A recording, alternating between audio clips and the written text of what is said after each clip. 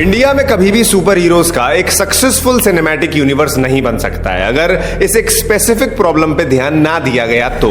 मैं यहाँ पे किस प्रॉब्लम की बात कर रहा हूँ? तो देखो, ये चीज मैं तुम्हें मार्वल के रेफरेंस से समझाऊंगा तो बड़े आसानी से समझ में आ जाएगी। तो मार्वल जब फेज 1 से लेके फेज 3 तक अपने एकदम पीक टाइम पे चल रहा था, तब उनके सक्सेसफुल होने का कारण ऑब्वियसली ये तो था ही कि वो हाई क्वालिटी की मूवीज बनाते थे, लेकिन इसी के साथ एक कारण ये भी था कि उनकी मूवीज फ्रीक्वेंटली आती थी। मतलब जैसे कोई एक मूवी आई, ऑडियंस के बीच कुछ टाइम तक उसकी हाइप रही, लोगों ने उसके बारे में डिस्कशन किया, और जब तक ऑडियंस उस मूवी से बोर होके आगे बढ़ पाती, वो एक नई मूवी ले आते थे, जिससे एक बार फिर से लोग उन्हीं की चर्चा करने लगते थे। और क्योंकि मार्वल की मूवीज कनेक्टेड तो होती हैं, तो जो पुरानी मूवीज होती थी वो भी वापस से चर्चा में आ जाती थी। मतलब वो ऑडियंस को मौका ही नहीं देते थे कि वो किसी और चीज में इंटरेस्ट ले पाए। लेकिन अगर ये चीज ज्यादा हो जाए तो फिर ये बैकफायर भी कर सकती है, जैसे कि मार्वल के फेज 5 की सीरीज। खैर, अगर मुद्दे पे आए तो क्या ये हेल्दी फ्रीक्वेंसी वाली चीज इंडिया में हो पा रही है? नहीं। यूनिवर्स तो छोड़ो, एक सिंगल फ्रेंचाइजी कंप्लीट नहीं हो पा रही है। क्रिश का पार्ट 1 आयरन मैन से भी पहले आया था। क्रिश का पार्ट 3 मैन ऑफ स्टील के आसपास आया था, और तब से डीसी का यूनिवर्स खत्म होके वापस से रीस्टार्ट हो चुका है, लेकिन क्रिश का अगला पार्ट नहीं आ पा रहा है। और ये भी छोड़ो, अस्त्रवर्ष की ब्रह्मास्त्र मूवी के बाद अगले पार्ट का कुछ अता पता है? नहीं। इनफैक्ट कई लोग तो उस मूवी को भूल भी गए होंगे। बेसिकली जब चीजें इतनी ज्यादा लेट हो जाती है तो ऑडियंस किसी और चीज में इंटरेस्ट लेने लगती है, और एक सिनेमैटिक यूनिवर्स के लिए ये सबसे ज्यादा खराब बात है। बाकी तुम्हारा क्या ओपिनियन है?